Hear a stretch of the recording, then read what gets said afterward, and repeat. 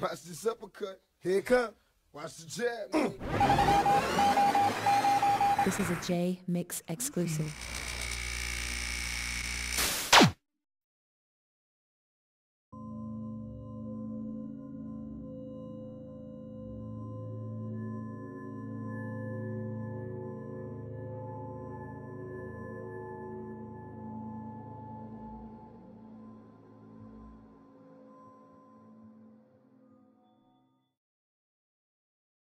You know, what is the dynamic like between Noble and E.D.I? Their relationship. E.D.I is quiet, man. That dude, he's quiet as a church mouse. You know, he get on stage and he goes through the motions, through the routine. He smoke his weed.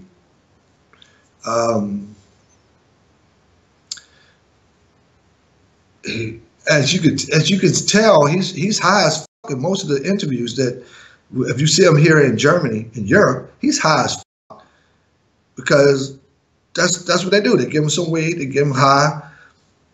Noble's not high during the interview. He's getting fucked up afterwards. You know, he's one of those functional addicts. You know, lock myself in a dark room and get fucked up and blue flame that shit up. You know, he's one of those kind of addicts. You know, E.D.I, he smokes his weed, and you know everybody's comfortable with it. The video dude, he's smoking weed. Everybody's smoking weed, but they're used to smoking this kind of weed here, because the weed here in Europe is it's like 60% stronger here than it is in America. So, wow. So when you see E.D.I, like, I was stuck, man. I forgot what I was going to say because the weed is so strong. But the dynamic is Noble's running the show. E.D.I's along for the ride. He goes through the motions, you know, is painting by colors, you know, or by the numbers, if you will. And that's his life when he comes here primarily. Now, I'm not trying to bite off Rel, but you started to tell a story on there about asking E.D.I, because he was in the car behind Pac when he was shot. Mm-hmm. Did he ever answer you? No, he didn't. He never answered me because this is one of those few times that you can actually get this guy alone without Noble interjecting. And the guy interjects at every opportunity that he can, and I think, again, E.D.I is a very laid-back dude, but he got something on his heart, man. You could tell. You know, if you ever been to war, I would say if you ever been to war or been to jail, okay? I know you've been behind the motherfucking steel, okay? You've been back there. Either the person have been to war or they done been to jail. You can tell when somebody got something heavy on their heart and they trying their best not to let it out, because either it's going to get them in some trouble or it's going to make them look weak. Okay. And I think that E.D.I got both of those things. But I think right now, knowing that the Outlawz money is going to get cut in about 7 or 8 months from the family, he's trying to do whatever he got to do. He's got to find that courage some way to do, you know, some of these documentaries, doing this stuff with Ice-T.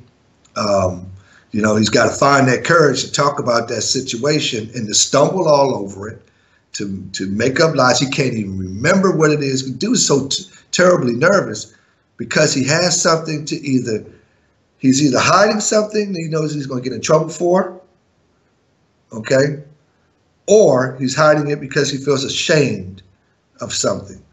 And I think he feels either ashamed or he's hiding both, one of the two, as far as Tupac's death is concerned.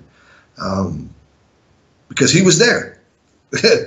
He was there. Nobody was arrested, you know, as far as that night was concerned. Somebody should have been arrested that night, period. Okay. So, and him changing his stories, you know, here and there, Noble always interjecting. I think Noble got some shit on them. He got some shit on. He got to have something on E.D.I. You got to have something on him, baby. You're a grown ass man. You got another grown ass man always fucking interrupting you. Yeah, that's odd. Always. Seeing as Noble was one of the last Outlaws brought on board, it was We don't literally even about know if he was 45 brought on days. board. We don't know if he was brought on board. Who the fuck knows that for real? Did Tupac ever say Young Noble? No, he never introduced this dude. And that is why a lot of people here in Germany didn't want to book him too. Because they was like, who's this dude? He's not one of the original Outlaws. You know, he's not part of this. You know, who is this guy? And he burned a lot of bridges before he even got across it, before he even got an opportunity. Because they're like, who is this guy? We don't know that Tupac ever endorsed this guy. We don't know that. Where does it show that at? Because he was on stage with him one time in the background?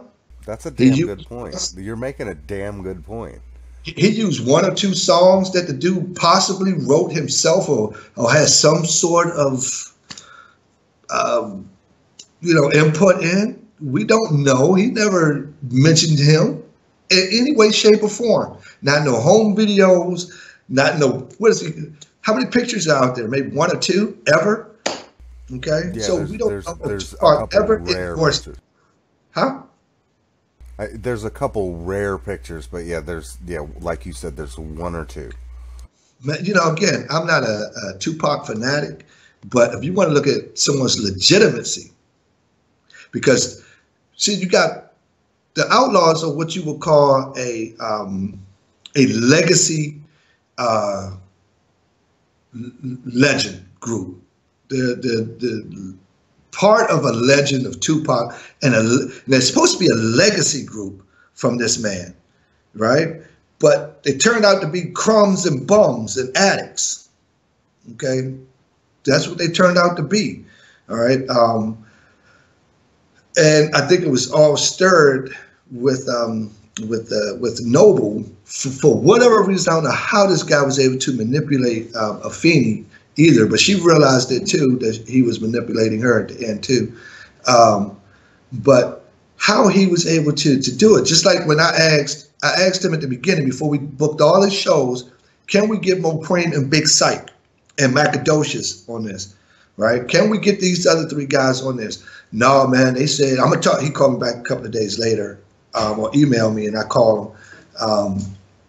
No, man, E.D.I, no, Mopreme, you can't afford him, and Big Psych, he ain't trying to get with it. And, Macadocious ain't doing shit, Big Psych ain't in it. So when Mopreme contacted me after all the shit hit the fan with the Outlaws, with Noble, and Noble writing all this bullshit about me and my company, Mopreme sent me an email. And I'm thinking, oh, shit, we got a problem. I hope that he don't think that we're trying to hurt the name of the Shakur family or the Shakur Foundation, which we weren't. We were just telling the truth about this one dude who, as far as we are concerned, is representing Tupac. All right? He's the guy who's representing him. He's the one who's selling Tupac's gear. He's the one selling Tupac verses to no-name rappers throughout Europe. Okay, just like he did to Echo Fresh. He sold a Tupac verse to Echo Fresh called Bad Boys. Wow, I didn't know that.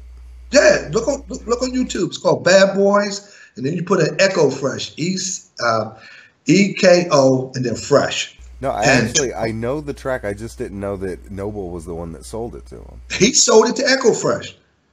Everything, because see, Noble did a song with Echo Fresh, where Echo Fresh had his first solo album, because dude could write good music, Echo Fresh. He's a really good writer. His rap music is okay. He's come a long way in the last 15 years or whatever.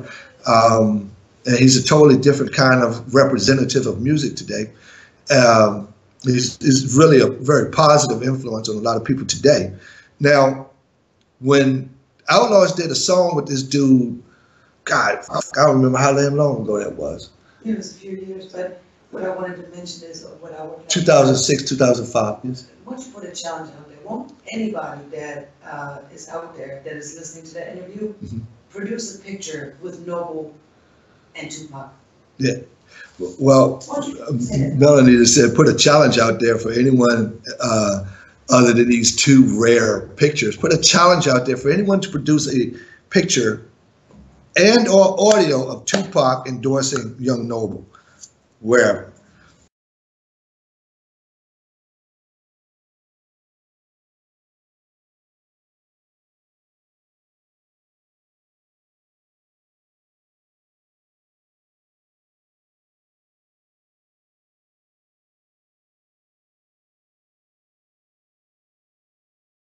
This is a Jmix exclusive.